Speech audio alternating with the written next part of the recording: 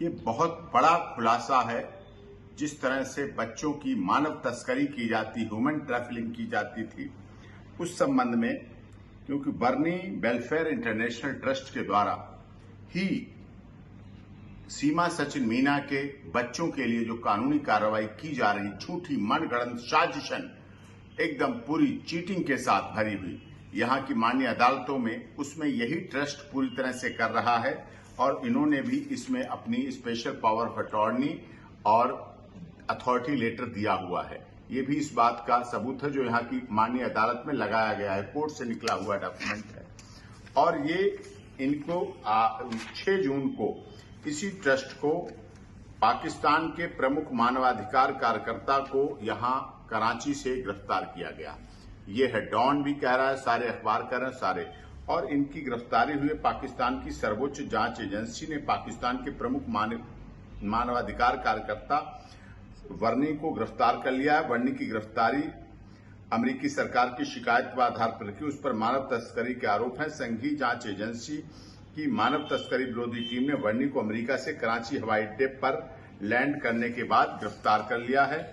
और बर्नी पर आरोप है कि उसने 25 से अधिक बच्चों की तस्करी करके अमेरिका भेजे हैं और अवैध रूप से बच्चों को यहां गोद दिलाया है। गिरफ्तारी के कुछ समय पहले से ही एफआईए बर्नी की गतिविधियों पर नजर रख रही थी और इसके द्वारा कर रहे हैं। और ये 18 बच्चों को और इसमें कर चुके हैं, जिसके खिलाफ इनके आधार पर एफआईआर दर्ज हुई, जिसका नंबर है 126/24, जिसमें धाराएं 420, 468, 471 और 107 और 3, 4, 5 ट्रैफिकिंग इन पर्सन एक्ट 2018 के प्रिवेंशन में लगाई गई हैं, जो धाराओं के तहत गिरफ्तार किया गया। और यही इनकी साजिश थी कि इस तरह से बच्चों को, सीमा सचिन मीना के भी 4 बच्चों को, में 3 बेटियां हैं, उनको लेकर के और वहां मानव तस्करी की जाए, जैसा कि 25 बच्चों के साथ कर चुके हैं और अन्य बच्चों के साथ कर रहे हैं। लेकिन धन्यवाद करता हूं अमेरिका की फेडरल इन्वेस्टिगेशन एजेंसी का,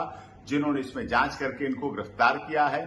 और भारत से भी, एनआईए से भी जांच करता हूं, गृह मंत्रालय से जांच करने की मैं मांग करता हूं कि वो इस पर गंभीरता के साथ जांच करें और जो भारत में भी रह रहे लोग हैं उनकी भी गिरफ्तारी हो, क्योंकि भारत से भी और नेपाल से भी इस तरह के बच्चों का वहां मानव तस्करी लगातार हो रही है, जैसे और लोगों के साथ की। ये भी एक लंबी लिस्ट मानी जाएगी। इसी बात की हमने पूरी जानकारी अपने पेज प्रेस कॉन्फ्रेंस की और अपने page doctor AP Singh lawyer पर विस्तार से सारे डॉक्यूमेंट की पूरी डिटेल आप सबके लिए उपलब्ध है। जिसे भी देखना है, डॉक्टर एपी सिंह लॉयर जो पेज है उस पर देख सकते हैं।